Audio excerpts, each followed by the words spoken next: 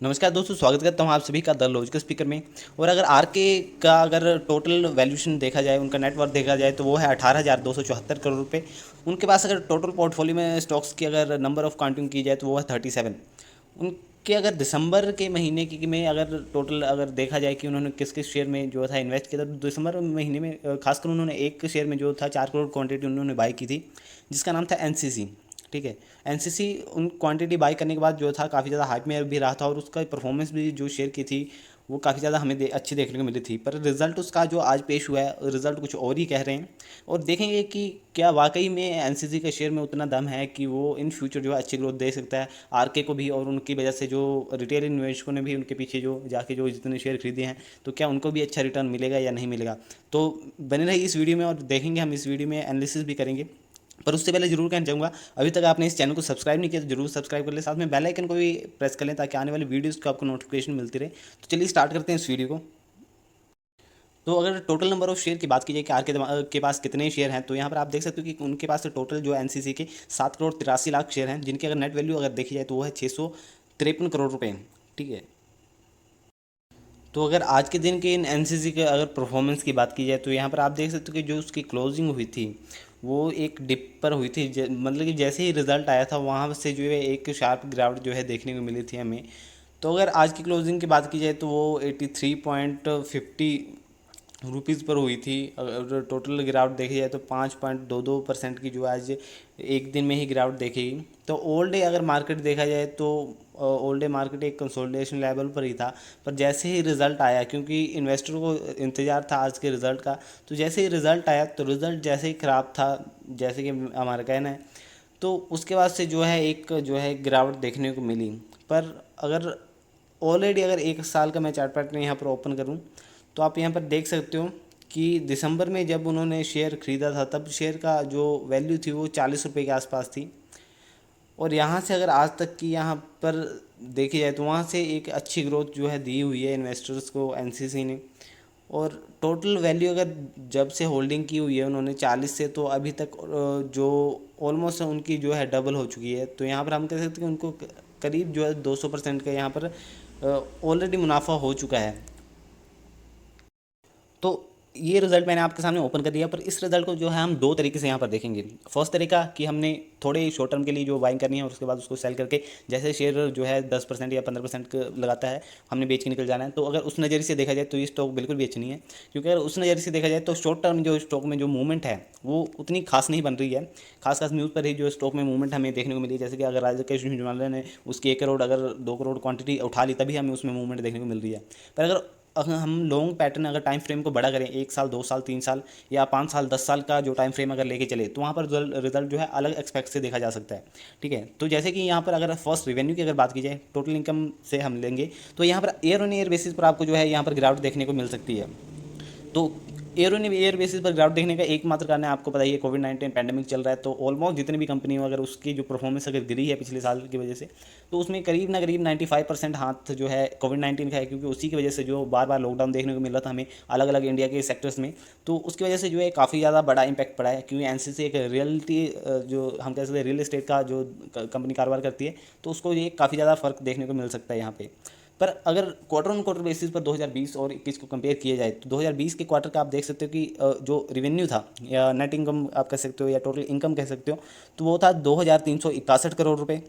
और अगर इस साल की अगर बात की जाए 2021 की बात की जाए, तो वो जो है बढ़ के हो चुकी थी 2,842 करोड़ रुपए। तो यहाँ पर हमें क्वार्टर ऑन क्वार्टर बेसिस पर जो है एक जंप देखने को मिल रही है। पर अगर यही है हम ईयर ऑन ईयर बेसिस के टोटल को अगर कंपेयर करते हैं, तो वहाँ पे जो है ये जंप देखने को नहीं मिल रही है, वहाँ पे हमें एक नेगेटिविटी देखने को मिल रही है। सेम अगर वही हाल अगर देखा जाए नेट प्रॉफिट का, तो नेट प्रॉफिट भी हमें सेम ही दिखेगा कि अगर year year two year compare करते हैं तो नेट प्रॉफिट में हमें जो है पिछले साल अगर बात की जाए तो पिछले साल जो था 314 करोड़ का जो है कंपनी ने नेट प्रॉफिट दिखाया था, जो कि इस साल कम होके 200 जो है 83 करोड़ का जो है नेट प्रॉफिट दिखाया कंपनी ने। पर यहाँ पर फिर से अगर टाइम फ्रेम को चेंज करते हैं हम क्वार्टर ऑन क्वार्टर बेसिस पर अगर देखा जाए, तो यहाँ पर जो ईयर ऑन ईयर जो है नेट प्रॉफिट में सॉरी क्वार्टर ऑन क्वार्टर जो है नेट प्रॉफिट में काफ़ी ज़्यादा हमें जो है एक चढ़ाव देखने को मिल रहा है। तेज़ी देखने को मिल रही है।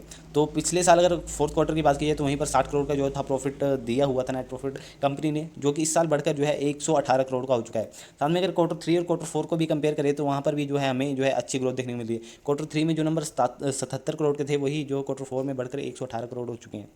तो यहाँ पर क्वार्टर ऑन क्वार्टर बेसिस पर एक अच्छी जंप देखने को मिल रही है। पर जैसे कि फर्स्ट लॉकडाउन लगा था, मतलब कि अप्रैल मई जून के अगर महीने की बात की जाए तो वहाँ पर ऑलमोस्ट जो है सभी सेक्टर पर इम्पैक्ट पड़ा था। तो ऑलमोस्ट जो एक क्वार्टर की अगर बात की जाए तो एक क्वार्टर का जो रेवेन्यू था, अगर नेट प्रॉफिट था, वो सारा वैनिश हो गया था। जिसकी वजह से हम कह सकते हैं कि अगर एक प्रॉफिट अगर एक से अगर एक क्वार्टर का भी अगर प्रॉफिट अगर ढंग से हो गया होता वहाँ पे, तो हम कह सकते थे कि वहाँ पर जो एक अच्छा कंपैरिजन एयर टू एयर बन जाना था। पर यहाँ पर उल्टा हो चुका, क्योंकि फर्स्ट लॉकडाउन जो लगा था उससे जो फर्स्ट हम कह सकते हैं क्वार्टर पर काफ़ी ज़्यादा इम्पैक्ट पड़ा। फिर बीच में सेकंड क्वार्टर पर भी काफ़ी ज़्यादा इम्पैक्ट पड़ा था, क्योंकि वहाँ पर नया नया अभी जो था फिर से अनलॉक 1 अनलॉक 2 देखने को मिल रहा था। पर वहाँ पर फिर भी बीच बीच छूट दे जा रही थी और फिर जो है बार बार लॉकडाउन देखने को वहाँ भी मिल रहा था। तो जिसकी वजह से ये फर्स्ट सेकंड और थर्ड क्वार्टर पर काफ़ी ज़्यादा इम्पैक्ट पड़ा था। फोर्थ क्वार्टर के आते आते जो था सिचुएशन जो थी संभल रही थी, पर उसके बाद जो है सेकंड वेव देखने को मिली थी। तो ऑलमोस्ट पूरे ईयर में जो था हमें जो है इम्पैक्ट से जो है इसके रिवेन्यूज़ में, नेट प्रॉफिट में काफ़ी ज़्यादा कमी देखने को मिली। तो अगर अर्निंग पर शेयर की बात करते हैं तो ईयर और ऑन ईयर अगर कंपेयर करते हैं तो जो पिछले साल अर्निंग पर शेयर करीब ₹5.5 था, वो इस साल घट के जो है ₹4.40 आप कह सकते हो ₹4.5 हो गया। तो यहाँ पर ₹1 का जो अर्निंग पर शेयर में कमी देखने को मिल रही है। सीधी सी बात है, कोविड-19 के इम्पैक्ट से जो था एनसीसी के बिजनेस पर काफ़ी ज़्यादा फर्क पड़ा, जिसकी वजह से earning per share, net profit, revenue सभी पर जो है एक इम्पैक्ट देखने को मिल रहा है। तो हम आ जाते हैं दोबारा से इसके चार्ट पैटर्न पर, और मैक्सिमम चार्ट पैटर्न को अगर ओपन करके देखें तो स्टॉक जो है काफ़ी ज़्यादा वोलेटाइल हमें नज़र आ रहा है। अगर स्टार्टिंग में देखें तो ये स्टॉक पहले ही काफ़ी ज़्यादा बढ़ा था, फिर गिरा था, फिर हमें जो है मैक्सिमम हमें वोलेटाइल जो है देखने को मिल रहा है। पर फिर भी अगर इस पॉइंट की बात करें जिस पॉइंट पर अभी है, तो वहाँ यहाँ पर हमें एक दिन का जो है चार्ट पैटर्न ओपन कर लेते हैं। अब समझते हैं कि एक्चुअल में हो क्या रहा है यहाँ पे। ठीक है, तो राकेश झुनझुनवाला ने इतनी जो है बड़ी क्वांटिटी जो है अपनी होल्ड करके रखी है, और साथ में दिसंबर के महीने में जो है हमें 4 करोड़ क्वांटिटी की और वहाँ से डिलीवरी लेते हुए नज़र आए थे। तो मेन बात जो थी अब समझने वाली है कि उस टाइम पर जो था प्राइस चल रहा था उसका 40 रुपये। ठीक है, एनसीसी बाइंग ने में जब इतनी बड़ी डिलीवरी उठाई गई आरके के द्वारा, मतलब कि 4 करोड़ शेयर की, तो यहाँ पर जो था क्योंकि इतनी बड़ी डिलीवरी थी तो उसमें को जो था बीएससी और एनएससी दोनों पर हम एक तरीके से लिस्टिंग और डिस्क्लोजर देना पड़ता है कि हाँ इतनी क्वांटिटी, इतनी बड़ी क्वांटिटी किसके द्वारा उठाई गई है, क्योंकि ये परसेंटेज में होता है। तो लगभग 3 से 4% की ये क्वांटिटी बनती थी। तो 3 से 4% की अगर कोई डिलीवरी एक ही दिन में उठाता है तो वहाँ पे जो है उसको लिस्ट करना पड़ता है, कंपनी को दिखाना पड़ता है, डिस्क्लोज करना पड़ता है कि किस बंदे ने जो है इतनी बड़ी क्वांटिटी उठाई है।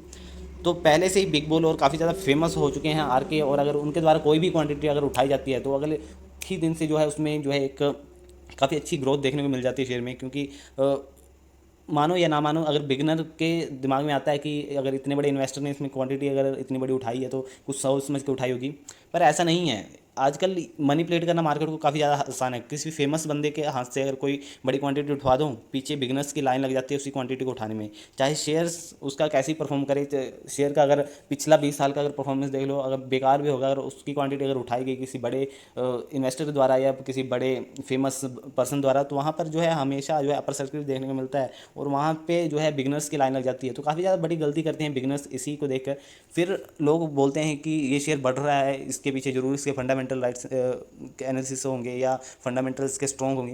पर आरके का अगर एक आपने इंटरव्यू सुना होगा, उन्होंने जो स्टेटमेंट दिया था हर्षद मेहता के टाइम में 1992 के बारे में, तो उन्होंने कहा था कि मार्केट में फंडामेंटल नाम की कोई चीज़ जो है उनके नज़रिए से काम नहीं करती। क्योंकि अगर कोई बड़ा इन्वेस्टर, अगर बड़ा इंस्टीट्यूशनल इन्वेस्टर अगर कोई भी बड़ी क्वांटिटी को उठाता है, तो उसके पीछे जो छोटे जितने भी बिगनर्स हैं या छोटे इन्वेस्टर हैं जिन्होंने 10,000, 20,000, 30,000 इतना इन्वेस्ट करना होता है, तो उनकी एक लाइन देखने को मिल जाती है, जिसकी वजह से एक हैवी डिमांड जो है ऑलरेडी शेयर्स में बन जाती है, जिसकी वजह से शेयर जो है 1-2 महीने में ही जो है इतना ऊपर चढ़ जाता है। ठीक है, तो फंडामेंटल वहाँ पर जो है कोई भी काम नहीं करता। अगर आप बेकार शेयर किसी भी फेमस बंदे ने उठा लिया तो वहाँ पे फंडामेंटल कोई काम नहीं करेगा कंपनी का। ठीक है, चाहे कि जितना बेकार फंडामेंटल हो या जितना स्ट्रॉन्ग फंडामेंटल हो। बात करता हूँ अगर रिलायंस की, तो रिलायंस में अगर आरके का अगर हिस्सा होता, अगर आरके के पास मान लो 1 करोड़ शेयर्स होते रिलायंस इंडस्ट्रीज़ में, रिलायंस का फंडामेंटल हम सभी को पता है काफ़ी ज़्यादा स्ट्रॉन्ग है रिलायंस का फंडामेंटल। अगर उन्होंने 1 करोड़ शेयर सेल करते वो रिलायंस के, तो आप मान सकते हो कि अगर रिलायंस का 1 करोड़ का स्टॉक अगर सेल होता है तो वहाँ पर एक काफ़ी ज़्यादा बड़ी गिरावट देखने को मिल सकती है, क्योंकि उनके पीछे पीछे अंधे इन्वेस्टर जिसको वो कह सकते हैं, या काफ़ी ज़्यादा बिगनर, क्योंकि बिगनर को ये पता नहीं होता है, पर अंधे इन्वेस्टर मैं उनको कहता हूँ जिनका अपना फंडामेंटल एनालिसिस नहीं होता। बस वो देखते हैं कि हाँ उसने 1 करोड़ क्वांटिटी उठाई, मैं भी कल जाके बाजार में 1,000 2,000 जिसने कि मेरी एफडी पड़ी हुई है, जितना मेरे बैंक में पैसा पड़ा हुआ है सारा लगा दूंगा।